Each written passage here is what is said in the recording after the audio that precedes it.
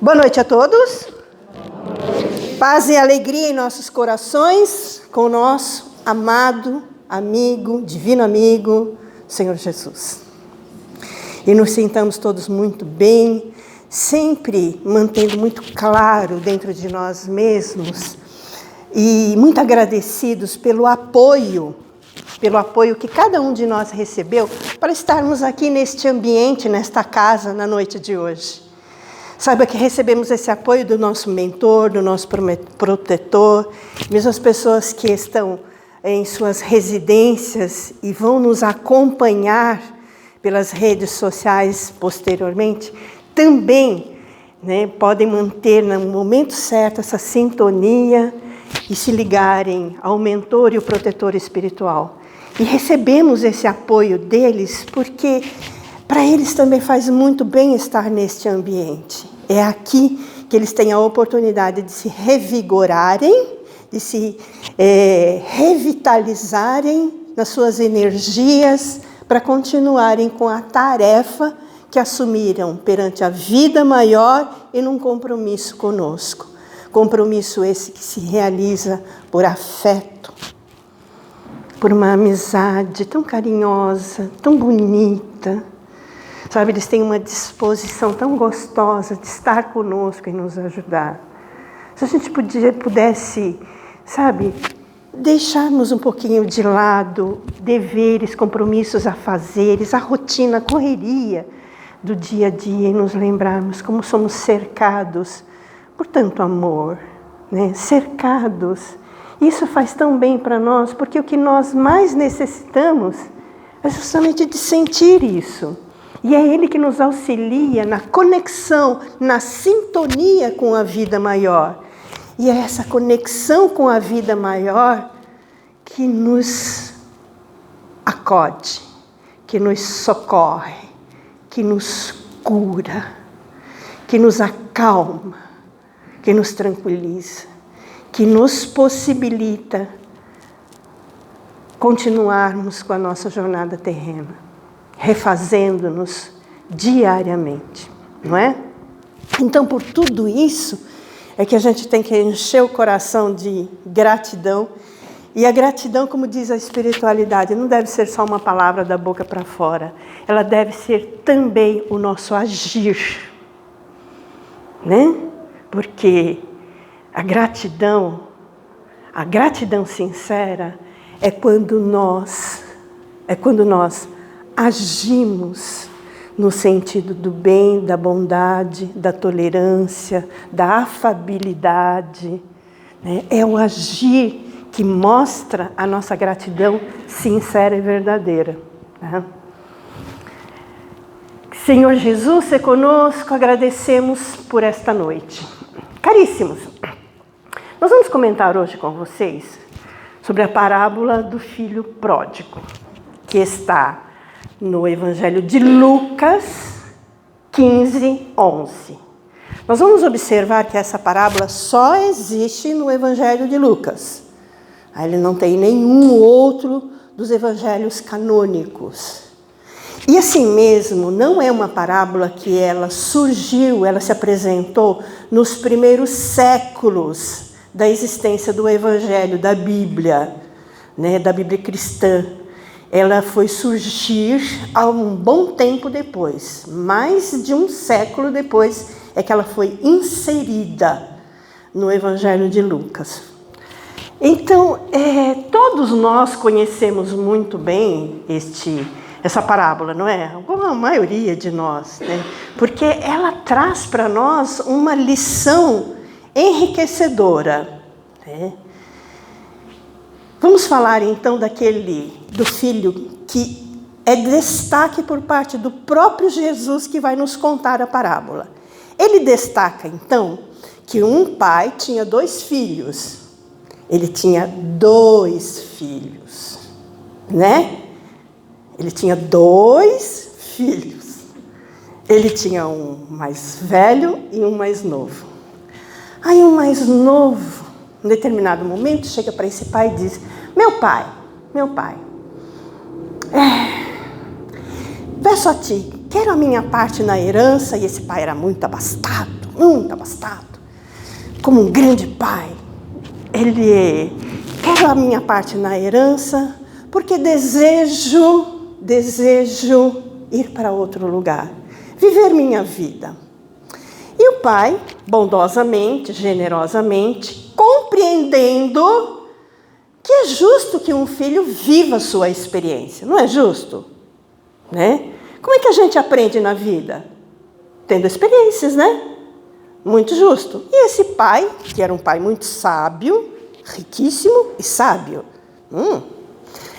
e ele então dá essa parte da herança, e o filho, depois de algum tempo, vai-se embora para local ignorado, indo para terras distantes. Então, abastado, ele então começa a esbanjar dinheiro, com uma série de aventuras. Ele está então vivendo as suas experiências no esbanjamento, né? O que denota, sim, uma atitude de enorme egoísmo. Ele acessa essa bênção, né, essa riqueza, e opta por esbanjar ela. Ele então vai vivendo esses momentos até que o próprio movimento da vida leva ele à perda, ao consumo de toda essa riqueza, de toda esses bens, essa abastança toda, e ele acaba ficando pobre. Aí conversa com alguns cidadãos e consegue arrumar uma colocação como servo nos campos de um senhor que o enviou para cuidar de seus porcos. O que venhamos a compreender, para um judeu cuidar de porco, né, é porque você está no fundo do poço. Literalmente, você não está só no fundo do poço. Jogaram uma pá para você e falaram para você, cava mais um pouco, que o fundo ainda está muito fundo, não está tão fundo. Porque para um judeu isso é humilhação, isso é muito humilhante. É uma tradição deles, né? É uma questão emocional, sentimental deles. E ele então, vivendo essa dor, esse sofrimento, o fundo do poço, a pobreza extrema, e ele, naqueles momentos difíceis, olha por toda a situação e lembra que nas terras, na propriedade do pai dele, mesmo todos os servos eram muito bem tratados e tinham tanto de comer que até sobravam em suas mesas. Ele então toma a decisão: vou voltar para a casa de meu pai. E direi assim a meu pai, eu vou dizer assim para o meu pai: Pai, pequei contra o céu e contra ti. Não sou digno de ser chamado seu filho. Me toma como um teu servo, para que eu te sirva até o fim dos meus dias. E assim pensando, pôs-se a caminho. Maltrapilho, sujo. Ele então se põe a caminho e consegue chegar até as terras do pai dele. E o pai, vendo aquela figura à distância, percebe a presença do filho e corre na direção dele. Esse filho então se ajoelha aos pés do pai e repete a frase que ele disse que falaria. O pai então toma esse filho e diz aos seus servos: venham, busque a melhor roupa e vistam nele. Tragam também o anel dele e tragam o calçado dele. E matem o novilho gordo. Vamos celebrar. Vamos festejar. Hoje é um dia muito especial. E assim se fez. Foram convidados os vizinhos, os amigos e a parentela toda para festejar. Nisso, durante essa festança, o filho mais velho, ele estava no campo durante esses acontecimentos, e aí ele retorna para casa e percebe que um movimento assim de festa está acontecendo. Ele então chama um dos seus servos, veja, ele não procurou o pai. Ele chama um servo e pergunta: o que está acontecendo? E o servo diz: é uma festa, o seu irmão voltou. E o seu pai mandou matar o novilho gordo para festejar. Estão todos aqui. Esse filho mais velho, tomado de ira, tomado de uma ira, quando soube que o irmão mais novo havia retornado. O pai, então, sabendo da chegada do filho, foi até ele e disse: vamos, meu filho, vamos festejar. Não, não. Olha o que fizestes. Esse seu filho, que esbanjou parte da herança, foi embora. E eu aqui, ao seu lado, fiel a ti, cumprindo com os meus deveres, nunca me destes nem mesmo um cabrito para celebrar com meus amigos. E o pai então retruca, dizendo: filho, estiveste sempre comigo e tudo que eu tenho é seu. Tudo que eu tenho é seu. Este seu irmão estava perdido e foi encontrado. Vamos celebrar. Bom, a parábola não dá continuidade, então nós não vamos saber o que foi que aconteceu. A parábola não vai dizer para nós, assim como uma novela, né? Capítulo após capítulo, para a gente saber. Mas então vamos lá e destacar qual é o ensinamento que essa parábola traz para nós. Em que, como retificamos, salientamos no início, que a parábola refere-se a 2 filhos. Nós comumente estudamos e nos aprofundamos no filho mais novo, que nos deixa uma lição de um filho que foi egoísta, que foi irresponsável, que se apaixonou, que tinha a necessidade de viver a luxúria e os prazeres. O que é característica do egoísmo. Mas aqui nós vamos destacar, na realidade, é o segundo filho. É o filho mais velho. Ele, sim, é que dá uma grande lição para nós. A lição principal da parábola é o filho mais velho. Né? Qual de nós consegue, assim, mais ou menos, se encaixar no filho mais velho? Veja bem. Ele vê o retorno do filho mais novo. O pai prepara uma festança para ele, uma comemoração, convida todos os conhecidos, e esse filho demonstra irritação, ira, né, decepção com o retorno do filho do seu pai, do seu irmão. Né? Ele decide que ele não quer participar dessa celebração, que ele não quer participar, tomar convívio com esse momento tão aprazível por parte desse pai. E olha, o texto nos deixa bem claro quando Jesus coloca para nós, em que esse pai diz ao filho: estiveste sempre ao meu lado e tudo que eu tenho é teu. Mas isso parece não contentá-lo. Ele então mantém o sentimento e a emoção dele aprisionado naquela situação, naquilo tudo que ele já tinha formulado de planos, e que ele percebia como o pai dele havia tomado uma decisão contrária daquilo que ele acharia correto. Né? E quantos de nós não veem dessa maneira mesmo? Quantos de nós não observam? E o que ele estava demonstrando para nós, o filho mais velho, demonstrando olha esse seu filho, olhe o erro que ele cometeu, olha o que ele fez. Ele pegou a herança, parte da herança, dos seus bens e esbanjou. Olhe para ele. Isso são coisas que eu não faço.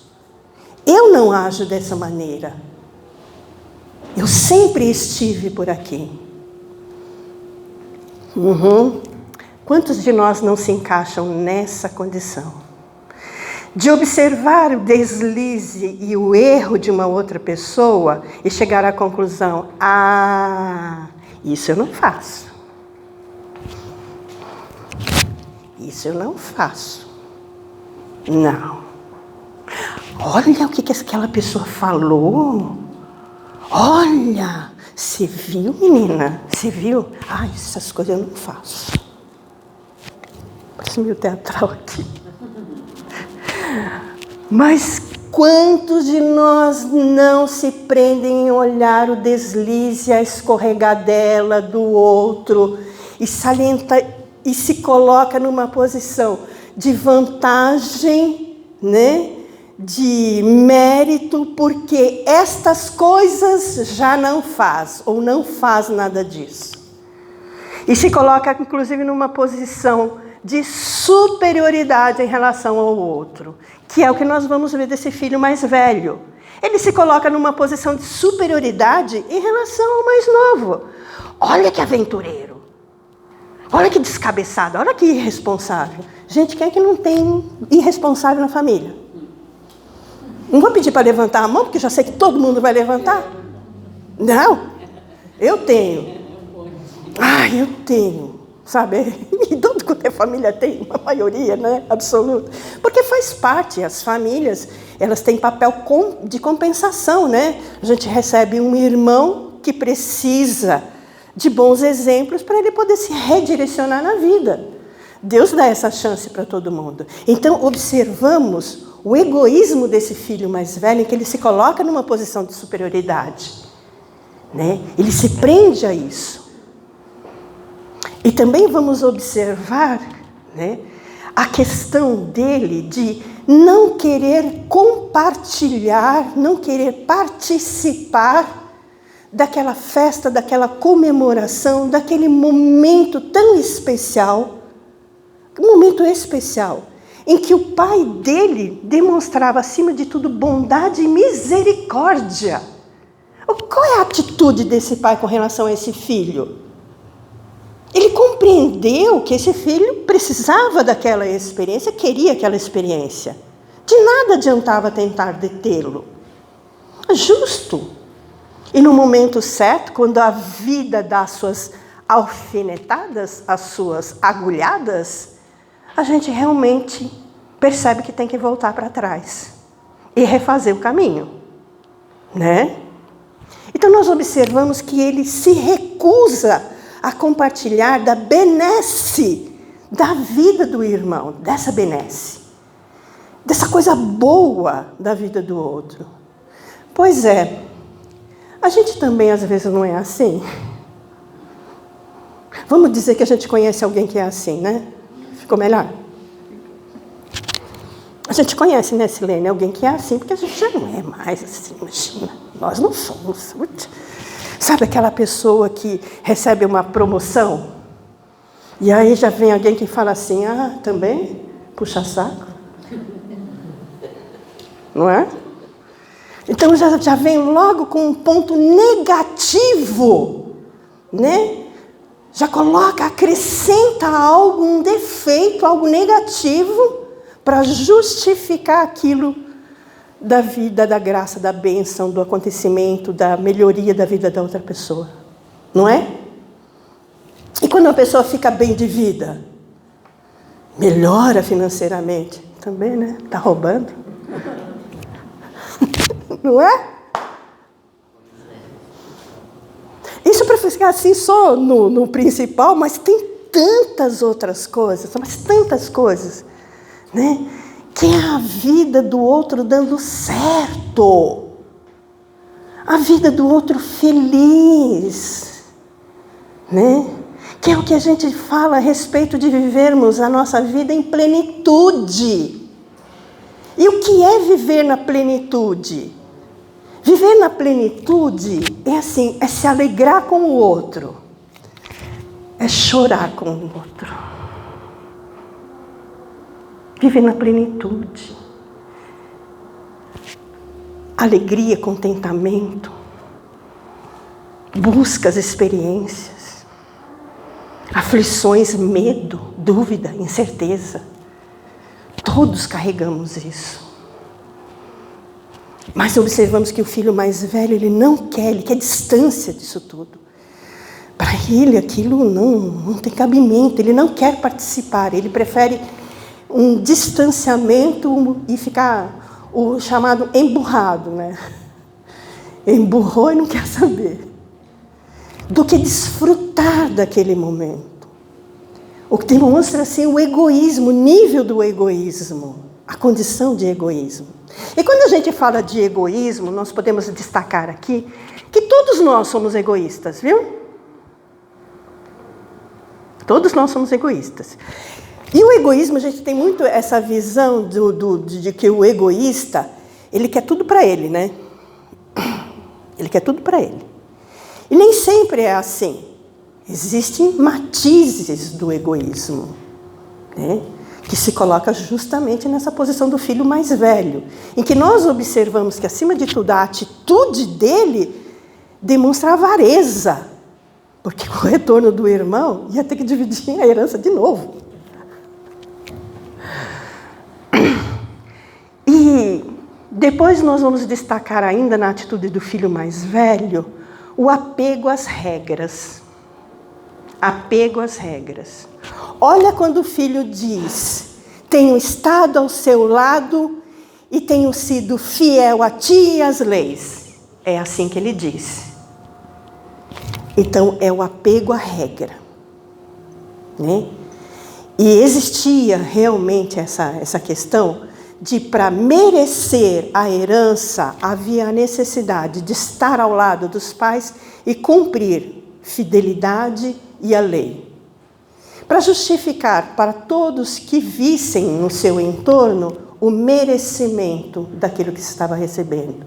Então, é o apego a regras. E acontece que isso também existe para nós, na nossa vida. Quantos de nós não se prendem à regra mais do que a pessoa, mais do que o convívio, mais do que a participação, mais do que a compreensão, né? Por isso Jesus, na sua grandeza sábia, disse para nós que havia aquele negócio de se respeitar o sábado, né? E que ninguém podia fazer nada no sábado. Aí Jesus vem e diz que o sábado foi feito para o homem e não o homem para o sábado. Ou seja, não é o homem quem tem que servir ao sábado. É o sábado que existe por causa da pessoa. Ou seja, apego a regras. Quantos de nós não acabam não percebendo esse apego a essas regras, né? E procura manter uma condição de um formato, de uma régua estabelecida pelo seu entendimento, pelo seu, muitas vezes, seu egoísmo, e acaba requisitando, exigindo, cobrando de tudo no seu entorno que viva de acordo com essa régua, com essa medida, com esse formato. E muitas vezes podemos até não ter apego à regra, mas podemos sim observar que fazemos uso disso. Não que se deva ter sempre total e absoluta liberdade de viver sem regra nenhuma. Não, é o apego a ela. É transformar a regra como um organismo, como a motivação principal de um relacionamento. Colocar a regra acima da fraternidade, do relacionamento, da compreensão. Então nós vamos observar que nessa parábola, o ensinamento maior para nós, quem nos traz, é o segundo filho. O segundo filho que, exibindo para o pai as suas virtudes, a sua virtude de não ter ido embora, de não ter buscado a experiência, de ter permanecido ali fiel ao seu lado, não fazendo exigências como o cabrito, nunca me destes um cabrito para comemorar, para me deleitar com meus amigos, porque ele era absolutamente assim, né? Então nós vamos observar como ele exibe a virtude dele. E na realidade nós vamos ver aí uma virtude perigosa, uma virtude que esconde um egoísmo profundo, um egoísmo enraizado nele. Então, esse estudo serve para nós, essa reflexão. Quantos de nós não estão assim, observando em si mesmo conquistas de virtudes que às vezes ainda, né, sim, que nós consigamos corrigir em nós mesmos aspectos de indiferença, de maltrato conosco mesmo, de certos matizes do egoísmo, virtudes perigosas, o egoísmo. Por isso que nessa parábola, nós podemos chamar ela de parábola dos 2 filhos, porque os 2 filhos nos trazem grande lição. Nós temos no filho mais novo, que tendo vivido todas essas experiências, tendo se humilhado e voltado para casa, ele ganhou o benefício do arrependimento. Do arrependimento. E isso já é uma grande coisa. Isso é uma conquista. Ele se arrependeu. E no filho mais velho, nós vamos observar que falta-lhe conquista. Falta-lhe a conquista realmente da participação, da aceitação, da cooperação. Falta-lhe vencer um egoísmo muito profundo, que não deixa ele viver na plenitude, na felicidade e na grandeza do que a vida nos oferece. Caríssimos, obrigado a vocês. Obrigado por me receberem aqui, obrigado por estarem todos vocês aqui. E eu espero, agradeço a Jesus e que Ele esteja conosco. Obrigada a todos, que Jesus seja conosco. Amém.